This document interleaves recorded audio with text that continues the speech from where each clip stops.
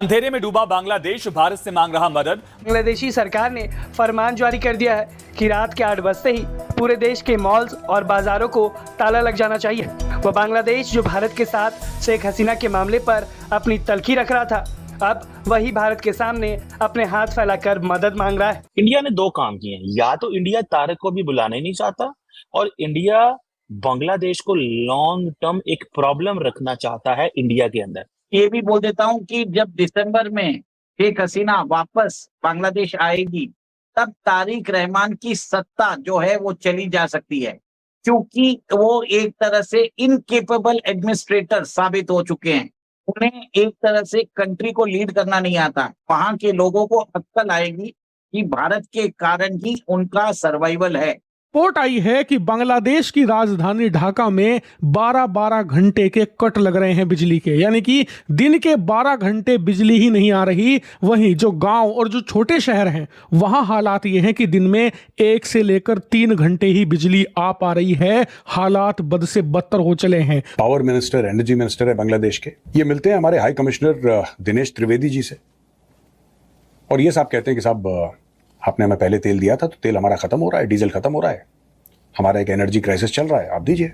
अच्छा टाइम चल रहा होता है तो बांग्लादेश को याद आता है चाइना, अमेरिका, बट अचानक से जैसे ही बुरा टाइम आ जाता है तो अचानक से बांग्लादेश के लिए इंडिया बहुत इंपॉर्टेंट हो जाता है। देखो आप सब लोग जानते हो कि बांग्लादेश ने एक समय पर जो अडानी पावर्स है उनके साथ में काफी झेल झमेले करने की कोशिश करी। पाकिस्तान में ऐसा ही पावर क्राइसिस पिछले 10 सालों से जारी है, जहां पर वहां बड़े बड़े शहर कराची, लाहौर जैसे सिटीज में मुश्किल से 4-5 घंटे ही बिजली आती है। आज हालत ऐसी है कि बांग्लादेश के अंदर पावर कट्स होते जा रहे हैं, 10 से 12 घंटे के पावर कट्स।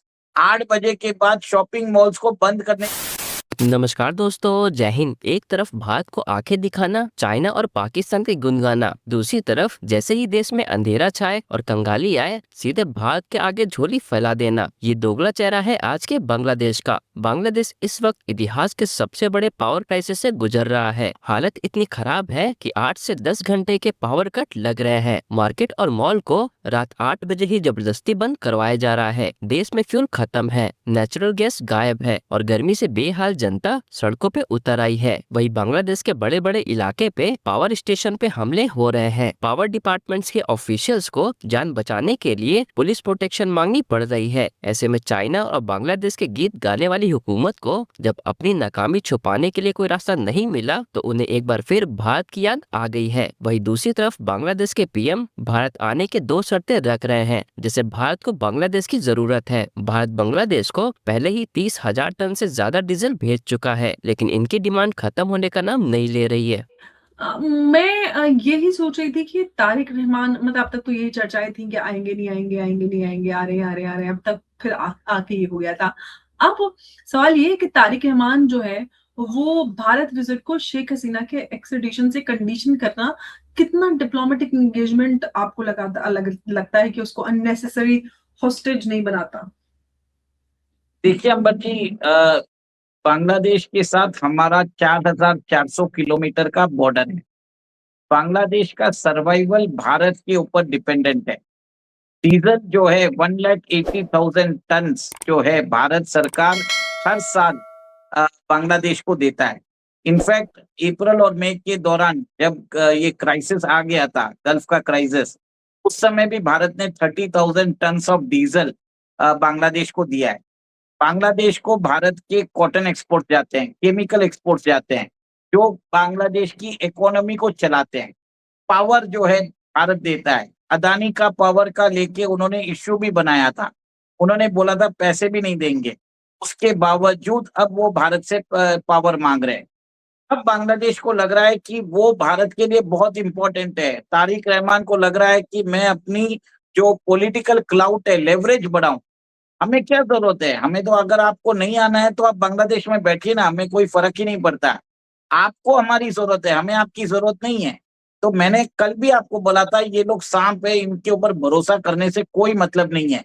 ऊपर से आपको मालूम है कि गंगा जो वाटर ट्रीटी है between India and Bangladesh is getting over on December 2026।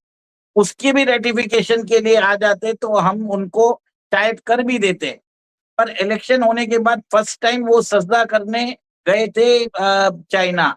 China को उन्होंने तीस्ता वाटर प्रोजेक्ट दे दिया, मोंगला पोर्ट दे दिया उनको। फिर आप लाल मोरिन हट जो एयरबेस है उसको वो वापस ऑपरेशनल कर रहे हैं with the help of Pakistan, Turkey and China. और अभी तो ये भी सुनने में आया है कि पाकिस्तान और बांग्लादेश के बीच में डायरेक्ट फ्लाइट चालू हो गई है, वीजा सर्विसेज देने लग गए हैं। दोनों नेशंस के बीच में एक तरह से ट्रेडिंग हो रही है हथियारों की, और बांग्लादेश भारत के अंदर लार्ज स्केल प्लॉटिंग कर रहा है। और देखिए बांग्लादेश के अंदर ये जो तारिक रहमान है, एक सूट बूट में बैठा हुआ मुल्ला है, ये आपको बता देता हूँ, क्योंकि ये वही पॉलिसीज फॉलो कर रहा है जो मोहम्मद यूनुस फॉलो करता था। वो वहां पर जमात की परमिशन ले रहा है, आपको ये बता देता हूँ। जमात को आपको मालूम है कि उनको 75 सीट्स कुछ मिली थी जब इलेक्शन हुए थे, वहां की ऑपोजिशन पार्टी है, और वो जमात से परमिशन लेके आया था कि मुझे सत्ता में रहने दो। एक तरह से वीक प्राइम मिनिस्टर है। आज हालत ऐसी है कि बांग्लादेश के अंदर पावर कट्स होते जा रहे हैं, 10 से 12 घंटे के पावर कट्स। 8 बजे के बाद शॉपिंग मॉल्स को बंद करने को बोल दिया गया है।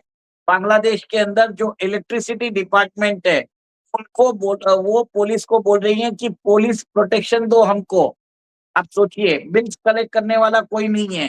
बांग्लादेश की इकोनॉमी चरमरा गई है। और आप ये भी बता देता हूँ, भारत का जो टेक्सटाइल सेक्टर है उसको बहुत सारे ऑर्डर्स मिल रहे हैं। बांग्लादेश के जो टेक्सटाइल ऑर्डर्स है भारत की तरफ आ रहे हैं।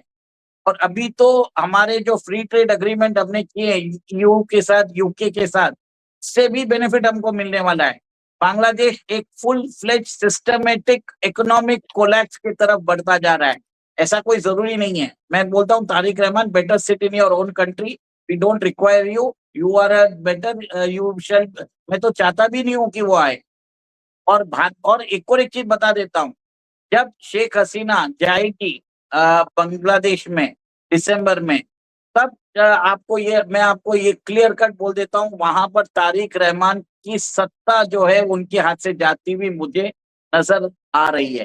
क्योंकि आप ये अंबर जी, मैं तो ये भी बोल देता हूँ कि जब दिसंबर में शेख हसीना वापस बांग्लादेश आएगी, तब तारिक रहमान की सत्ता जो है वो चली जा सकती है, क्योंकि वो एक तरह से इनकेपेबल एडमिनिस्ट्रेटर साबित हो चुके हैं।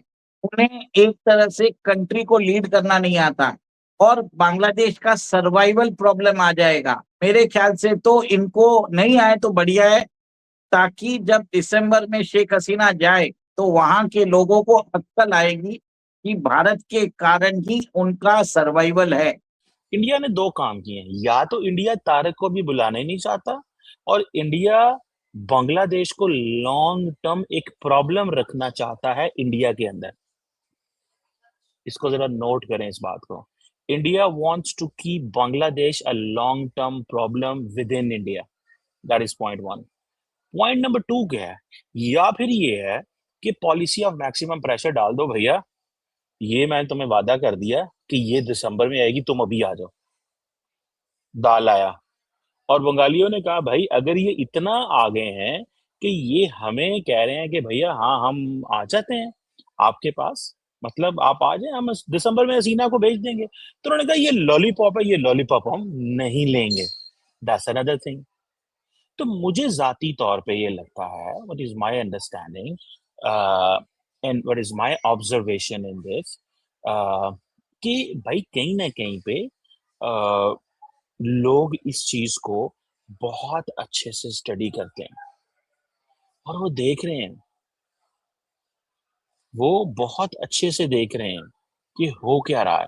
मुझे ऐसे लगता है कि इंडियन लीडरशिप जो है वो समझती है कि परवाह नहीं करनी, जरा टफ टाइम देना है। उधर पाकिस्तान और बांग्लादेश के जो ताल्लुकात हैं वो ठीक भी हैं और ठीक हो भी नहीं रहे। ठीक इसलिए है कि जो हसीना वाजिद के दौर का टाइम था वो नहीं है, और ठीक इस तरह नहीं हो रहा कि कोई हाई लेवल ब्रेक थ्रू नहीं हो रहा, क्योंकि उधर बंगालियों की डिमांड्स बहुत हाई हैं। वो समझते हैं कि भैया हमें थोड़ा सा इनके साथ हमें टफ ही रहना चाहिए पाकिस्तान के साथ, और वो जो डिमांड्स हैं वो और तरीके से वो करना चाहते हैं।